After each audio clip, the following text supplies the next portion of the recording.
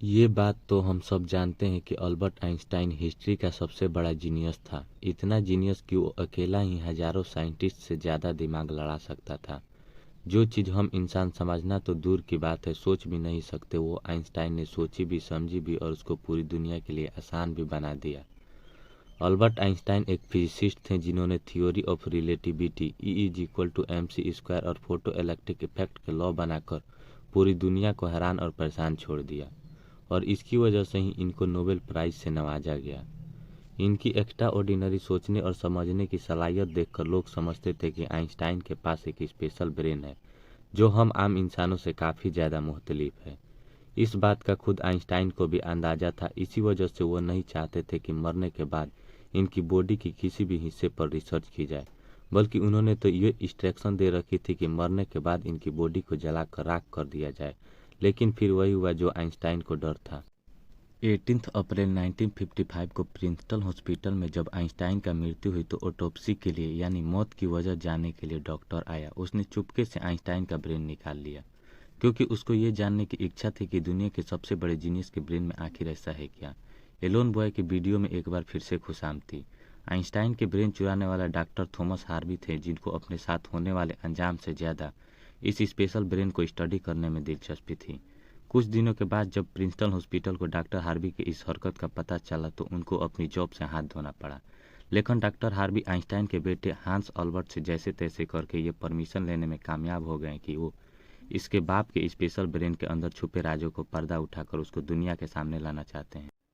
इस दिन के बाद से शुरू हुआ इस ब्रेन का एक लंबा तरीन सफ़र। डॉक्टर हार्वी एक पैथोलॉजिस्ट थे जो सिर्फ पोस्टमार्टम करना जानते थे। ये उनका सिर्फ ख्याल था कि वो इतने बड़े जीनियस के ब्रेन पर रिसर्च कर पाएंगे। अब कंडीशन ये थी कि डॉक्टर हार्वी प्रिंसटन हॉस्पिटल की जॉब से भी हाथ धो बैठे थे। आइंस्टाइन का ब्रेन जो पहले ही डॉक्टर हार्वी प्रिजर्व कर चुके थे, वो इसको लेकर पेंसिल्वेनिया के शहर फिलाडेल्फिया ले गए, जहां उन्हें ब्रेन की कई फोटो ली और फिर उसको 240 छोटे छोटे पीसेस में काटकर हर पीस को अलग अलग जार में प्रिजर्व करके अपने बेसमेंट में छुपा दिया।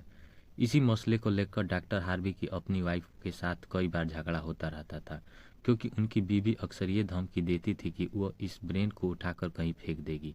एक दिन झगड़ा इतना बढ़ गया कि दोनों मियाँ बीवी को डाइवोर्स लेकर अलग होना पड़ा, और डॉक्टर हार्वी ब्रेन लेकर कैंसस के शहर विचिटा चले गए, जहां एक बायोलॉजिकल टेस्टिंग लैब में मेडिकल सुपरवाइजर की नौकरी करने लगे और वहां आइंस्टाइन के ब्रेन पर खुद स्टडी करने की कोशिश करते थे।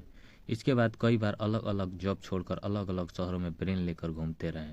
कई साल गुजर चुके थे, लेकिन डॉक्टर हार्वी आइंस्टाइन के ब्रेन पर कुछ खास रिसर्च ना कर सकें। उल्टा उनका मेडिकल लाइसेंस ही कैंसिल कर दिया गया, और नौबत यहाँ तक आ गई कि उनको प्लास्टिक की फैक्ट्री में जॉब स्टार्ट करनी पड़ी। तब उन्होंने पहली बार एक अच्छा फैसला किया कि वो उनके ब्रेन के अलग अलग हिस्सों को दुनिया भर के बेस्ट न्यूरोपैथोलॉजिस्ट के पास डिटेल रिसर्च के लिए भेजेंगे। लिहाजा उन्होंने ऐसा ही किया। 1955 में ब्रेन चोरी होने के 30 सालों के बाद यानी 1985 में आइंस्टाइन के ब्रेन पर स्टडी पब्लिश की गई। इसके बाद अगले 28 सालों तक इस जीनियस ब्रेन के दुनिया भर के न्यूरोपैथोलॉजिस्ट ने कई स्टडी पब्लिश की, जिसमें बताया गया कि आइंस्टाइन का ब्रेन आम इंसानों के ब्रेन से काफ़ी डिफरेंट था। सबसे बड़ा डिफरेंट कॉर्पस कैलोसम नामक हिस्सों में पाया गया। अब यहाँ ये जानना जरूरी है कि इंसानी ब्रेन दो अलग अलग हिस्सों में डिवाइडेड होता है। इंसानी जो भी काम भी करता है वो ब्रेन के एक हिस्से में पहले प्रोसेस होता है और ब्रेन के हमारे जिस्म के उस हिस्से को सिग्नल देता है। लेफ्ट ब्रेन हमारे जिस्म के राइट हिस्से को कंट्रोल करता है, जबकि राइट ब्रेन हमारे जिस्म के लेफ्ट जिस्म के हिस्सों को कंट्रोल करता है। इसके अलावा 19% इंसान का लेफ्ट ब्रेन बोलने, समझने, मैथमेटिकल कैलकुलेशन और राइटिंग यानी कि लिखने के दौरान काम करता है, जबकि राइट ब्रेन के पास क्रिएटिविटी, शेप को पहचानने, आर्ट और म्यूजिकल स्किल की जिम्मेदारी होती है। अब आप ये सोच रहे होंगे कि इस सब में कॉर्पस कैलोसम का क्या काम है। सपोज करें कि आप कीबोर्ड पर टाइपिंग कर रहे हैं या फिर मोबाइल फ़ोन पर। इस दौरान हमारे दोनों हाथ टाइपिंग करने में बिजी है। कुछ अल्फ़ाबेट हमारा सीधा हाथ टाइप कर रहा है तो कुछ उल्टा। हाथ टाइपिंग के दौरान आपके लेफ्ट हैंड में एक मिस्टेक हुई तो फ़ौरन अपना राइट हैंड का इस्तेमाल करके मिस्टेक को इरेज किया। तो इसका मतलब ये हुआ, जब हमारा राइट ब्रेन से मिस्टेक हुई तो उसने लेफ्ट ब्रेन को फ़ौरन सिग्नल देकर मिस्टेक ठीक करवाई। ब्रेन के दोनों हिस्सों आपस में जिस चीज़ के थ्रू कम्युनिकेट करते हैं उसको कॉर्पस कैलोसम कहा जाता है, और आइंस्टाइन का कॉर्पस कैलोसम आम इंसानों के मुकाबले कुछ ज़्यादा ही बड़ा था। यानी उनका लेफ्ट ब्रेन और राइट ब्रेन का आपस में स्ट्रॉन्ग कनेक्शन था।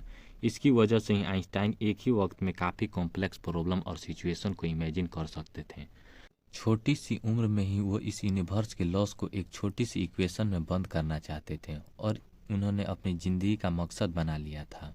26 साल की उम्र में आइंस्टाइन ने 4 रिसर्च पेपर पब्लिश करके पूरी दुनिया को हैरान कर डाला और इसी वजह से ही उन्हें पीएचडी की डिग्री और ह्यूमैनिटी की डिग्री दिया गया और उन्हें नोबेल प्राइज़ से भी नवाजा गया। आप सिर्फ इस बात से अंदाज़ा लगा लें कि आज भी आइंस्टाइन की उन थीसिस के बिना साइंस बिल्कुल अधूरी है। कई डॉक्टर और साइंटिस्ट ने ये नतीजा निकाला कि आइंस्टाइन का ब्रेन उनके पैदा होने के बाद स्पेशल बना था। इसकी सबसे बड़ी वजह थी कि जब उनको अपने सवालों का कोई जवाब नहीं मिलता था तो वो खुद अपने दिमाग की मदद से जवाब की तलाश किया करते थे। छोटी उम्र में ही ऐसा करने से इनका ब्रेन उसी हिसाब से डेवलप होता गया। आज भी आइंस्टाइन का ये एक्स्ट्रा ऑर्डिनरी ब्रेन अमेरिका में द मटर म्यूजियम में मौजूद है। इसको बड़ी हिफाजत से माइक्रोस्कोपिक फिलिप्स में प्रिजर्व करके रखा गया है। आई होप आप लोगों को ये वीडियो अच्छा लगा हो तो प्लीज़ लाइक करें।